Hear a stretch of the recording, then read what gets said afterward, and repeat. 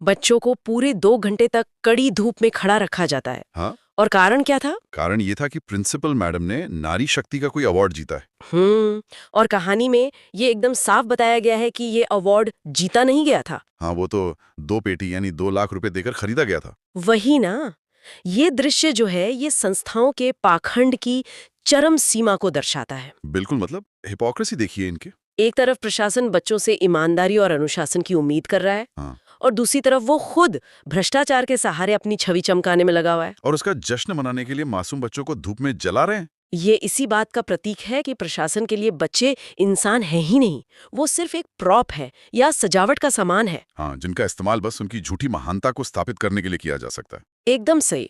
और हम अगर इस तथाकथित महानता के बीच किसी बच्चे ने हिलने की जरूरत भी कर दी ना, तो सजा बहुत भयंकर है। बहुत भयंकर। प्रार्थना के बीच में पसीना पहुंचने के लिए अगर किसी ने आंख खोल ली, तो उसकी जो सजा है वो रोंगटे खड़े कर देने वाली है। वो तेल वाला हिस्सा, राइट। हाँ, कहानी में बताया गया है कि जिन बच्चों ने बालों में तेल नहीं लगाया होता है, उन्हें घसीटकर एक काल कोठरी में फेंक दिया जाता है। और फिर उनके ऊपर 25 लीटर सोयाबीन का तेल उड़ेल दिया जाता है। 25 लीटर? मतलब ये घटनाएं भले ही एनिमेशन में हास्य पैदा करने के लिए थोड़ी बढ़ा चढ़ा कर दिखाई गई हों, एग्जैजरेट की गई है, हाँ। लेकिन इसके पीछे का जो सच है वो सच में डरावना है। प्रशासन का अपनी ताकत दिखाने का ये जो अंधा तरीका है, ये किसी भी तरह से सुधारवादी तो नहीं हो सकता, है ना? बिल्कुल नहीं हो सकता।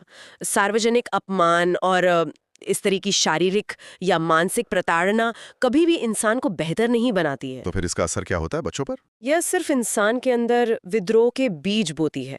देखिए, स्कूल जैसी जगह जिसे एक सुरक्षित माहौल होना चाहिए, जहाँ बच्चा गलतियां करके सीख सके, हाँ, उसे एक सर्वाइवल कैंप में बदल दिया गया है। और जब नियम इतने क्रूर और बेतुके हो जाते हैं ना, जो बच्चे भी बागी हो जाते हैं। बिल्कुल, बच्चों का ध्यान कुछ नया सीखने से हटकर सिर्फ उस सिस्टम से बचने पर केंद्रित हो जाता है। सही कहा। अब देखिए, प्रशासन ने असेंबली के मैदान में अपना खौफ तो दिखा दिया, लेकिन जब सत्ता इतनी ज्यादा दमनकारी हो तो उसका असर बंद कमरों में कैसा होता है? बहुत बुरा होता है। हाँ, क्लासरूम का जो नजारा दिखाया गया है वो इसी घुटन का एक सीधा सीधा रिएक्शन है। जब असेंबली से हम अंदर क्लासरूम में जाते हैं तो क्या देखते हैं कि बच्चे पूरी तरह से बेकाबू हो चुके हैं, मतलब जंगली हो गए एकदम। हाँ, लोहे की स्केल से बेंच रगड़ी जा रही है। और वो सीन याद है जहां 2 लड़कों ने मिलकर एक पूरी की पूरी बेंच ही खिड़की से बाहर फेंक दी। ये दमनकारी सिस्टम का एक क्लासिक साइड इफेक्ट है। अच्छा, इसे साइकोलॉजी में कैसे देखते हैं आप? देखिए, जब आप बच्चों को तार्किक अनुशासन नहीं देते हैं, मतलब लॉजिकल रीजन नहीं देते। हाँ, और सिर्फ खौफ से उन्हें दबाते हैं, तो उनकी जो दबी हुई ऊर्जा है वो किसी न किसी विनाशकारी रूप में ही बाहर आती है। तो वो बेंच फेंकना कोई बदमाशी नहीं थी। वो कोई सोची समझी साजिश नहीं है, बल्कि ये उस बिना सिर पैर की अराजकता का प्रदर्शन है जो बहुत ज्यादा दबाव के कारण पैदा हुई है। ओ, मतलब फ्रस्ट्रेशन निकल रहा है बच्चों का। बिल्कुल। लेकिन सबसे हैरान करने वाली बात तो प्रशासन का इस पूरी अराजकता पर रवैया है। वो मीटिंग वाला हिस्सा, हाँ, मतलब क्लासरूम टूट रहा है, बच्चे एकदम जंगली हो रहे हैं, और टीचर्स क्या कर रहे हैं? वो एक मीटिंग कर रहे हैं। और इस मीटिंग का एजेंडा क्या है? वही तो, एजेंडा ये नहीं है कि बच्चों को कैसे शांत किया जाए या शिक्षा का स्तर कैसे सुधारा जाए। उनकी चर्चा का मुख्य विषय है इन बच्चों को और कैसे लूटा जाए। मतलब आपदा में अवसर ढूंढे हैं वो। बिल्कुल। और समाधान के तौर पे वे एक प्रोजेक्टर लगाने का फैसला करते हैं। रातों रात स्कूल में स्मार्ट क्लास की घोषणा कर दी जाती है। हाँ, ताकि बच्चों से और भारी एक्स्ट्रा फीस वसूली जा सके। मुझे तो ये पूरी स्थिति ना आज के दौर के उन अनरेगुलेटेड एडटेक स्टार्टअप्स या फेक सब्सक्रिप्शन मॉडल्स की याद दिलाती है। वो कैसे?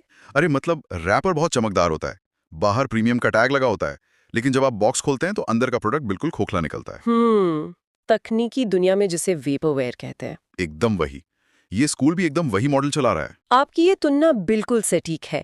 इस स्कूल ने अपनी इस चरमराती हुई व्यवस्था को एक सर्वाइवल इकोनॉमी में बदल दिया है। सर्वाइवल इकोनॉमी मतलब जब बुनियादी ढांचा या इंफ्रास्ट्रक्चर फेल हो जाता है तो भ्रष्ट प्रशासन उसी खराब ढांचे को एक नए और फैंसी नाम के साथ बेचना शुरू कर देता है। स्मार्ट क्लास का विचार शिक्षा को बेहतर बनाने के लिए नहीं आया था। तो किसके लिए आया था? ये पूरी तरह से एक नया रेवेन्यू स्ट्रीम यानी पैसे कमाने का नया जरिया बनाने के लिए लाया गया था। और उस स्मार्ट क्लास की जो हकीकत है वो सुनकर तो कोई भी अपना सिर पीट ले सच में। हाँ, वो क्लास हफ्ते में सिर्फ एक बार होती है। और वो भी बस नाम की। बच्चे घर से पॉपकॉर्न लेकर आते हैं, मानो वो कोई शिक्षा ग्रहण करने नहीं बल्कि मुजरा या कोई फिल्म देखने आए हों। और जिन्होंने वो एक्स्ट्रा फीस नहीं दी है उनका क्या? अरे उन्हें तो बेदर्दी से क्लास के बाहर खड़ा कर दिया जाता है। और क्लास के अंदर का जो टेक्स्ट सेटअप है ना, वो अपने आप में कॉमेडी शो है पूरा। हाँ, वो स्क्रीन जो आधी छत पर चिपकी हुई है। बिल्कुल।